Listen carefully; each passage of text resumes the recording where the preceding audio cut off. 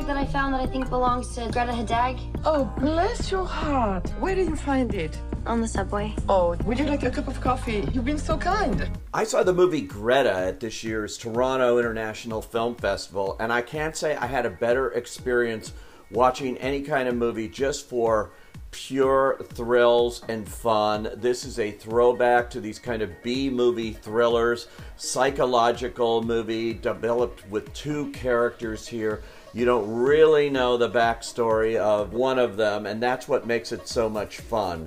And what else had me at hello with this movie is that the title character, Greta, is played by the great, and I mean great, French actress, Isabelle Huppert. She should have won 3 Oscars at this point. She's one of the world's great actresses, and it's a lot of fun to see her dig into this role of a very kind of refined and dignified French widow living there in New York who has an encounter with a young woman named Frances, played by Chloë Grace Moretz. I don't get many visitors here.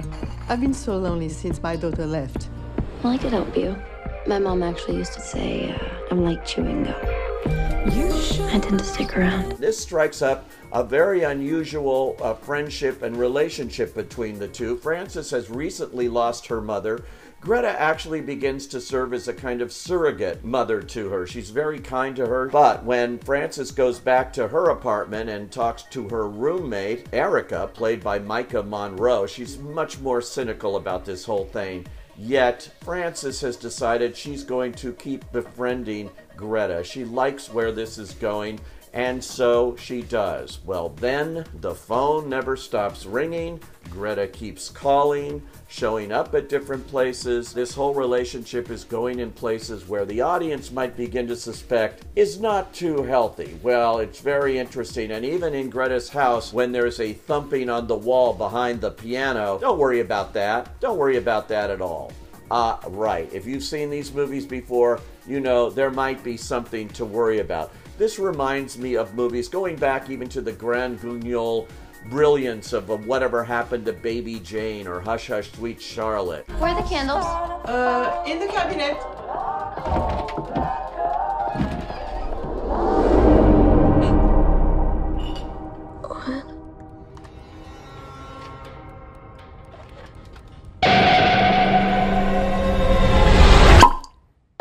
Did you find them? I guess she's been planning bags around the city. I was hoping someone brings them back to her. And you did. Oh my God, it's her.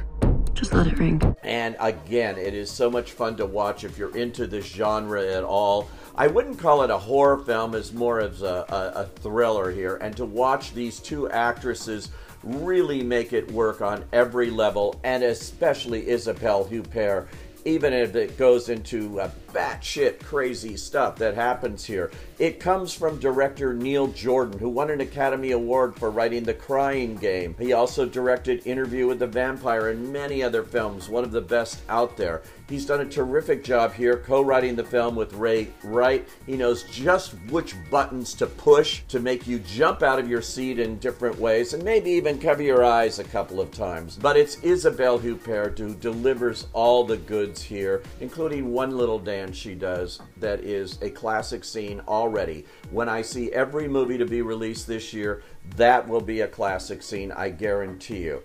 This movie is really something to see if you are a fan of this genre or if you are a fan of Isabelle Huppert. I say, go.